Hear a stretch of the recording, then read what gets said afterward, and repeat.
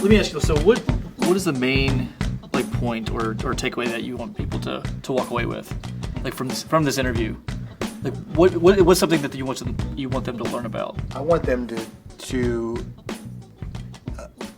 observe a life in service. Okay. Like Jack is 87 years old, and Ambassador Matlock has served his country his whole life.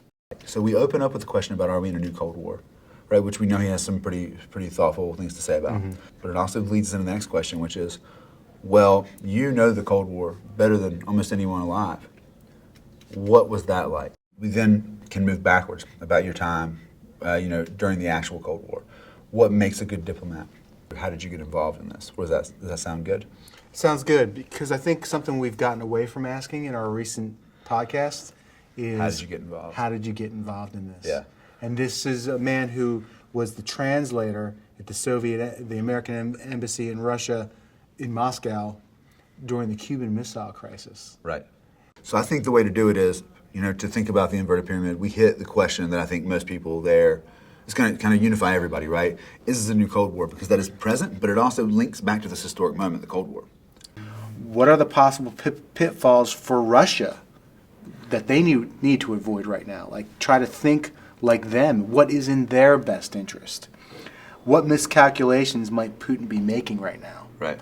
I think it's conventional wisdom that Putin's got the upper hand, that he's driving the train, is what it seems like. Well, is he making miscalculations? Yeah. Part of his worldview, and I think that I understand what their problems and critics of it, but a big part of his worldview is it's not our business what countries do on their own, right? That each country gets to decide what it wants to be. That we can only deal with them from the terms of what do we have in common, not lecture them on how they're supposed to live or tell them how they're supposed to do things. And so you see that with Ukraine and also with Syria, which is we need to just make sure we're not making it worse and try to do what we can to make it better, but not to tell them how to do things. He also believes that after H.W. Bush, Clinton, Bush, and Obama got Russia wrong. They messed up the tremendous opportunity that was there. They blew it. And I'm curious to know, does he think Trump has it right? It's so great to hear him talk about what do we have in common? What do we have in common, right? Because that's good diplomacy. That's the point, is the humility of understanding that we ourselves are not and are in no ways innocent, but also having the fortitude, to move forward and say, okay, well, this is a back and forth thing. Let's stop fighting about this maybe. Maybe there's something we could find where our common interests are. It's important for us to have more men like Matlock that we can, at this moment in history, that we can seek their wisdom and their opinions. Ben Sawyer, it's such a pleasure to see you. Bob Crawford, pleasure. Thank you for being here. Very nice to meet you. Pleasure to meet you, Bob Crawford. Yes, How are you? yes, ma'am. Crawford, nice to meet you. And so, this is great. This is great. We have only an hour. I know. I believe it. That's about 2 questions. But I'm telling you, Well, I enjoy talking. yeah. I'm going to introduce Ambassador Jack Matlock. He's a 35-year veteran of the U.S. Foreign Service. He was the U.S. Ambassador to Czechoslovakia from 1981 to 1983 and the Soviet Union from 1987 to 1991. He holds a PhD in Slavic languages and literature from Columbia University, and he's currently the Rubenstein Fellow at Duke University. He's the author of 4 books. His most recent, Superpower Illusions, came out in 2010, and we are so excited to have him here tonight. Please give a warm welcome to Ambassador Jack Matlock.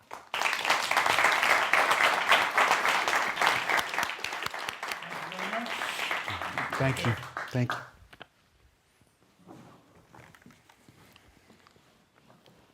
Ambassador Matlock, you are somebody who knows the Cold War. You were somebody who lived the Cold War and ultimately helped bring an end to the Cold War. Today we are hearing people say that our relationship with Russia is a new Cold War. What do you think? Is that the case? Is this a new Cold War? I don't think it is, but I think it's dangerous. You know, the Cold War was really over communism. It was not about Russia. It was about communism. and the attempt to spread it abroad. Now, what we're seeing today are confrontations over issues that are nowhere near as important to us as those during the Cold War. But the rhetoric we've gotten sounds very similar. But it's dangerous because, you know, nuclear weapons in the current quantities which exist are the only existential threat to our country, in fact, to the world and to civilization and even to humanity. If these weapons are ever used, humanity will not survive. And now we, with our confrontations over Russia, over issues that are nowhere near the sort we had during the Cold War, are now risking another nuclear arms race. That's what worries me about the current one. But basically, the issues then were much larger, were quite different, and there's no need for one now. You've compared it more like to a World War I scenario than a Cold War. That's right. Now, what we're doing in arguing over who controls what territory, we're acting like the countries that got us into World War I. You know, let me put it crudely. It makes no difference to U.S. security where the borders of Ukraine are. Let's face it.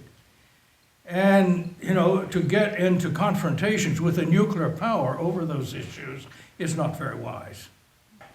At the end of the Cold War, we had a misunderstanding of how it ended and what the meaning was. It did not end in an American victory. It ended in a negotiation that had both sides.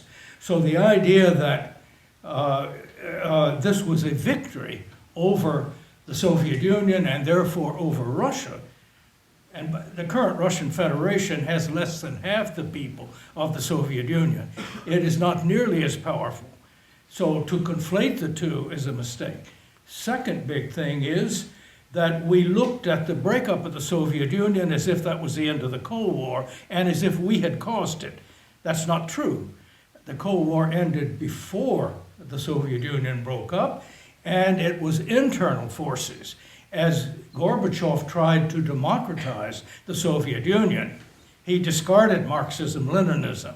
He, in effect, took the Communist Party out of control. And then pressures inside the country pulled it apart. So the breakup of the Soviet Union was not a victory. And, of course, when the Soviet Union broke up, particularly, it was clear that our system was certainly a better system and a more productive one. But to draw the conclusion that it was good for everybody, that, I think, was incorrect. Our system is fine for us, but it's not necessarily what other people in other cultures need. And second, the idea that somehow with our exclusive, it seemed, military power, that we could help other countries become democratic. That too, I think, was a fundamental mistake, because after all, if democracy is government by the people, for the people, of the people, how can outsiders do it for you? Question is, you can't. So I think the idea that somehow we had a system which is applicable to the whole world and that would be good for the world if we forced it on people, that has gotten us into our current difficulty, because big countries like Russia, nuclear weapons, China, they're going to push back. And that's what we're seeing. Is it fair to say that Clinton, W. Bush, and Obama had essentially the same policy with regard to how to handle Russia? In a sense, yes. It really started with the Clinton administration, with the expansion of NATO, which most of us who had negotiated the end of the Cold War strongly advised against. We said, you're going to keep Europe divided. In 1991, when the Soviet Union collapsed, or broke up into 15 independent countries, then Russia and the Soviet Union were no longer a threat to Europe. You had a Europe whole and free, but you had no structure that included Russia in it. To move the NATO that way was going to create a reaction eventually in Russia, which we have seen. So that was one thing. The second thing was making war against Serbia over Kosovo without UN approval. That was illegal. and it was done by the NATO alliance, which was supposed to be a defensive alliance. But Serbia had not invaded anybody. And then finally, not finally, there were other things, but then the invasion of Iraq, which was against the advice not only of Russia, but also of our allies, Germany and France. They said, please don't do this. You're going to create a real problem for all of us. We went ahead anyway. And, you know, that combination of things told the Russians, number one, we were going to exclude them. Number two, we were not paying any attention to their interests. And that we were trying to set up really an American empire by force in the world. Now, that was not our intent, but that's the way it was read there. And so I think these steps brought on what has looked like a Cold War now, but the issues are not the same. And as I said, it's a very dangerous situation. How do we parse starting a new page, turning a new page with Russia with what they've been doing to us? How do we separate the two? Is there a way to do that? I don't think they have done very much to us, to be quite honest. I mean, I've read that report of the intelligence community. I don't think they wanted to put it out, and they put in the first page, they are making no assessment of the impact in the United States. Now, that President Putin almost certainly wanted Trump to win, there's no question about that. I mean, you don't have to ask the intelligence community. We had two candidates. One of them had called Putin, compared Putin to Hitler, had said, you know, in effect, we have to use more military force and challenge them in Syria and places. The other one, candidate Trump, had said, I think it's better to cooperate with Russia than to confront them. Now, if you're the president of Russia, which one are you going to favor? I mean, don't waste the intelligence committee's time. Sure he did. Second is that he didn't think Trump would win. I mean, he didn't think he could win any more than we did. I mean, but in my opinion, he did want, assuming he's the one that ordered the hacking of the DNC, he may well have been, maybe it was others who thought they would please him. But the fact is that I think he did that as a message to what he thought was going to be President Hillary Clinton. And the message is, don't fool with us, we've got capabilities too. Mm-hmm. Don't forget Obama and also Clinton had been making speeches about, well, Russia's only a regional power. They don't count anymore.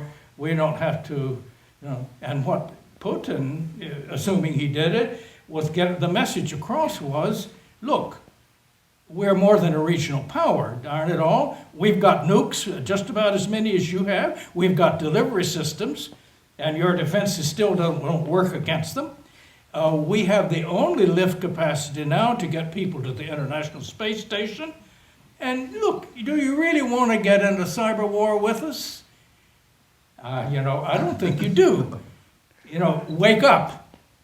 I think that was the message. Now, did they put disinformation? No.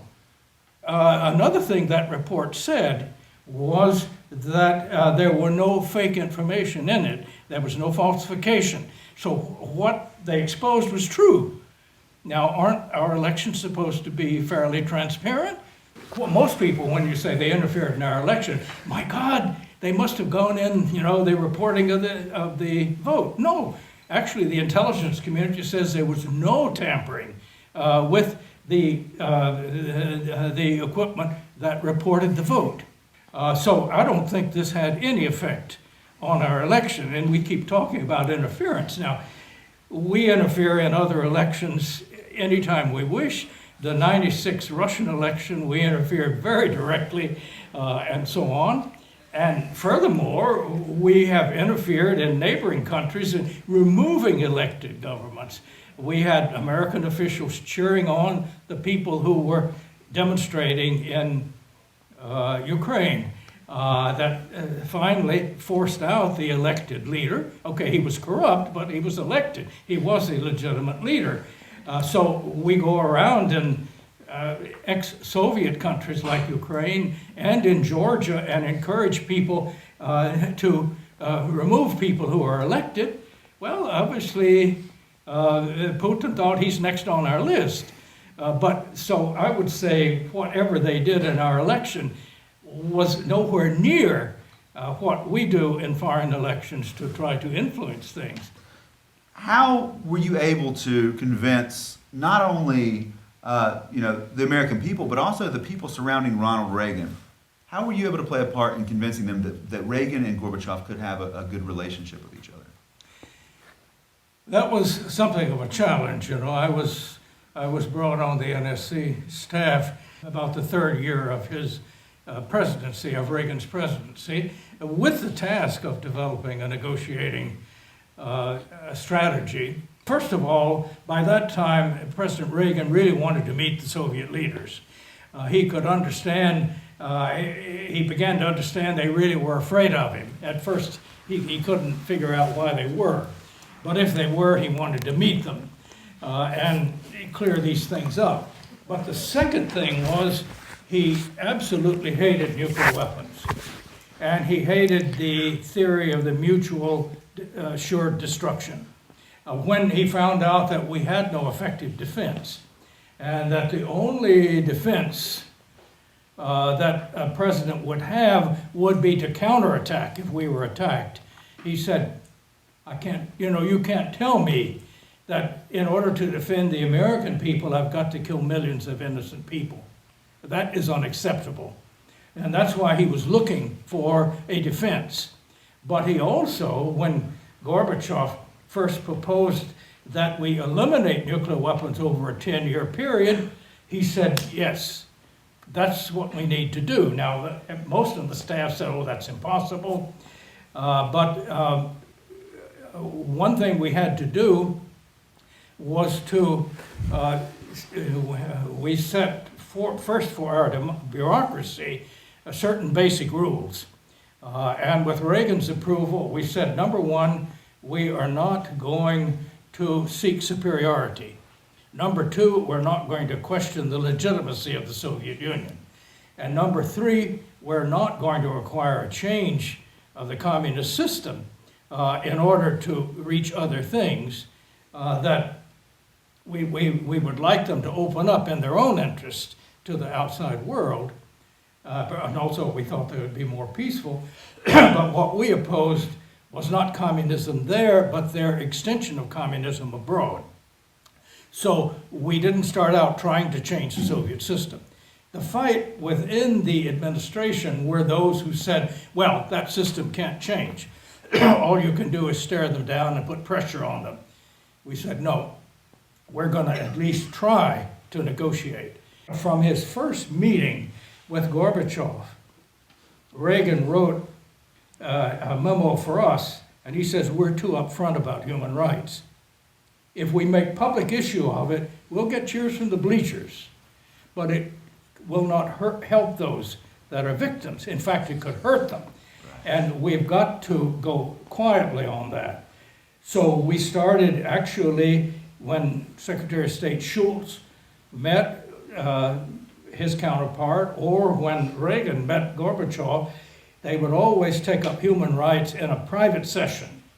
And we stopped talking about it, and we tell them, you solve these problems, we're not going to crow. Obviously we'd be pleased, but we're not going to take any credit for it. Right. And before we knew it, we had actual formal negotiations at the Assistant Secretary of State level on their internal procedures. I recall George Shultz, a meeting in New York he had with the Soviet Foreign Minister Shevardnadze. During the UN session, they would always meet when Shevardnadze came to New York. This must have been in the fall of September '87. Schultz began his meeting with Shevardnadze by giving him a list of political prisoners and refuseniks and other human rights cases. And in the past, his predecessor had always given us a lecture that it was none of our darn business and stop interfering in their internal affairs. This time, Shevardnadze took the list and he looked up, they were already on a first name basis. He said, George, I'll take this list back to Moscow, and if what you say is correct, I'll do my best to correct it. And then he paused and he said, but I want you to know one thing. I'm not doing this because you asked me to do. I'm doing it because it's what my country needs to do. Schultz stood up on the other side of the table. He stood up, they shook hands, and Schultz said, Edward, let me assure you, I will never ask you to do something I do not think is in your country's interest. That was the end of the Cold War, psychologically. Wow. The thing there is, by not beating on them publicly, and yet, now, we talk about today, or Putin, our Congress passes laws, you go real public, our president lectures them, and so on. And, you know, that's, you end up harming human rights when you treat it that way. So do we need to remove the sanctions against Russia? Yeah, well, you know, these things get very complicated, but first of all, I do not approve what Putin has done in regard to Ukraine. But the thing is, it's not just Russia, it's not just Putin. Ukraine is a deeply divided country, and it was a real mistake for the United States and the EU to attempt to sort of detach Ukraine from Russia. It just further divides the country. The second thing is, regarding Crimea, is that almost certainly the majority of their people there prefer to be in Russia. Now, so that should be, in the long run, the major thing. However, what we need to recognize is that these sanctions are not hurting President Putin. They are hurting the Russian people. And in fact, they are convincing the Russians to support him when the things he has done has not been in their interest. They would be more likely to turn against him if we weren't putting sanctions on. In other words, we make it sort of an issue against their nationalism. It's going to be in everybody's interest if we can find a way to take those sanctions off. They are, as I said, they're hurting the Russians much more than they're hurting Putin. But I recognize that we've got to get some sort of settlement in Ukraine before that's politically possible. But right now, I do think it's going to be in our interest, and as well as the Russian interest and the European interest, to find a way out of those sanctions and to restore our cooperation on the nuclear issues, which is really the vital one. But we're not going to be able to restore it on the nuclear issues until we stop putting them down and treating them as if they're an enemy. It sounds like a lot of your philosophy, and I'd like to talk more about this as a diplomat. And you were there from the 1950s. Mm-hmm. It sounds like a lot of your philosophy is, let's not talk about what we have that's different. Let's talk about our common interests. Is that correct? Yes. Yeah. Right. You know, when you look at the most basic issues, our interests and Russia's are quite compatible. Our biggest immediate enemy is terrorism, and the same type. And why we can't cooperate more in that area, I don't know. Obviously, President Putin thought we could because he was the first to call President Bush after 9/11 and pledged support. And they did support us when we went to Afghanistan in various ways. But basically, you know, the big issues we face in the world, global warming, environmental degradation, health problems with the new pandemics threatening us, international crime, corruption, drug trafficking, and so on. None of those are going to be able to, we can solve without Russia and without China too. So I think we've got to find a way out of this competing over who controls what little piece of land and think about the bigger issues and how we work together to solve them. The things you need to know about international relations, the technical things you learn on the job, but interacting with other cultures, nothing will serve you as well as history and literature. And I found in the Soviet Union, even when it was largely closed, I could still, even in the early 60s, develop rapport with the writers, the poets, the theater people, because of our common cultural interests. So that I found that that helped me a great deal. When I was ambassador, and there were a lot of interviews on TV and so on, what interested Russians most of all was not debating the political topics, but who my favorite poet was, which writers I had translated, and we would talk about Russian culture.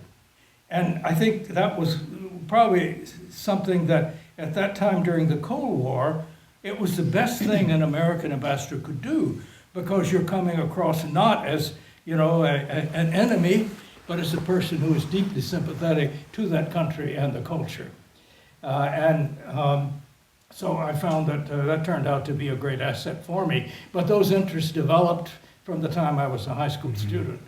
And it was these human contacts that you always remember. And as you develop the policies to deal with them, you never forget that you are dealing with human beings. And sure, their history, their culture, in many ways is different. On the other hand, there are human characteristics. You can learn a lot about ourselves in reading Dostoevsky, for example. And the main thing to be effective, I found, was your rapport with the local culture where you are. And that's what I found most exciting about the Foreign Service. And I think what we tried to show was the human side of the societies.